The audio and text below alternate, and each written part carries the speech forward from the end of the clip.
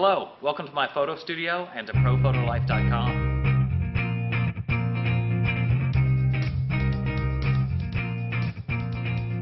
I'm really excited about today's video because we're going to be doing 3 different portrait techniques using just a one-light setup. Now we're going to be using our studio strobe setup that I purchased recently with the light stand, the strobe, the reflector, and the umbrella. You could also do basically the same thing if you already have a setup like this with your shoe-mounted flash, a stand, and an umbrella for that. Now I'm a studio guy, so I'm going to favor the studio strobe anytime I can use it. It's no problem to plug it in because we're in a controlled environment today.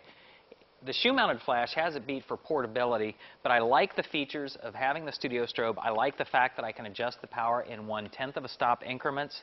I love the fact that it has an audible beep so that when I fire the strobe, it lets me know when it's ready to fire again. I have fast, consistent recycling times. And of course, the biggest asset is going to be the fact that I can turn the model lamp on and off. I know exactly what I'm going to get before I shoot, saving my time and the model's time. It just helps with pre-visualization.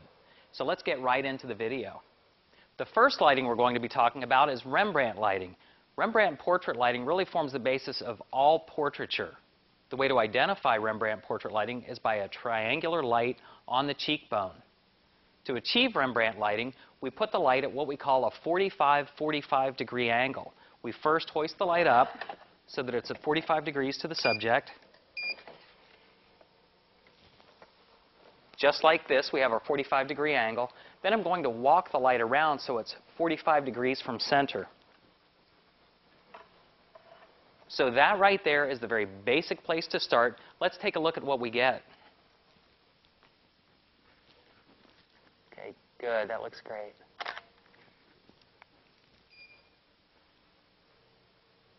We see that knowing where to place the lights, we've gotten a great result right off the bat. Now I'm going to add just a little bit of fill.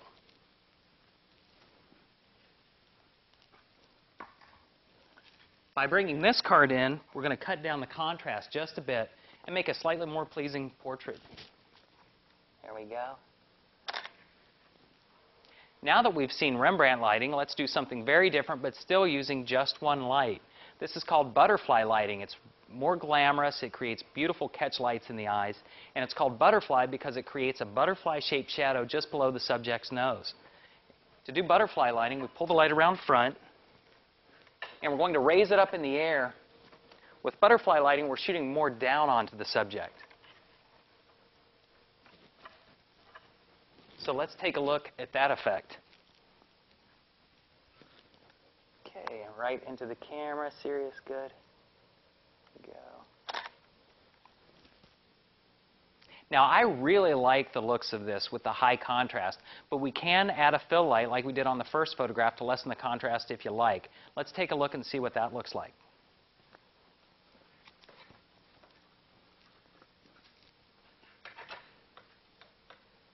So this fill light is placed right below the subject. Because the light's coming down on them, we want the fill light to be below to bounce back up into the subject's face.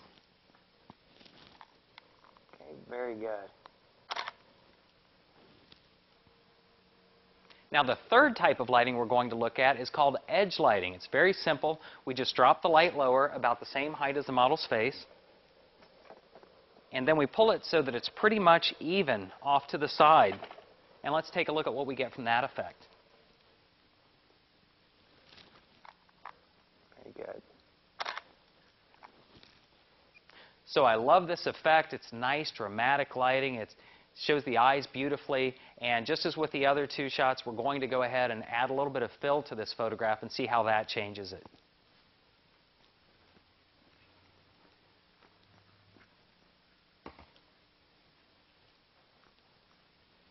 Okay, very good.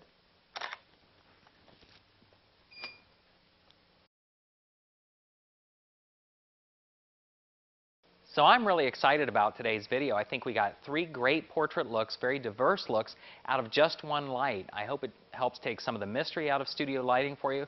I hope it shows you what just one light can accomplish, that you can take one light straight out of the box and get some great looking results. So here we are once again with our Rembrandt lighting, which is signified by the triangular highlight on the model's cheek. And then here it is with a little bit more fill, a little bit less contrast. I like the sparkle. Here we have our butterfly lighting, which is the light up and overhead and a butterfly-shaped shadow below the model's nose. This is much more glamorous in appearance. And then we have our edge lighting, which is very dramatic. It's the light down low and off to the side, and here we see it with some fill. And it's really up to you to decide whether you like the fill or not. If you'd like more information, you can come to the website, ProPhotoLife.com, find video episode 13, and you'll find the still photographs from today, which you can study to see in more detail the different effects that we achieved. Thanks again for watching. In coming weeks, we're going to be looking at adding more lights to this setup and doing some more advanced techniques, but hopefully this will give you a great start until then. Thanks again for watching, and I'll see you next time.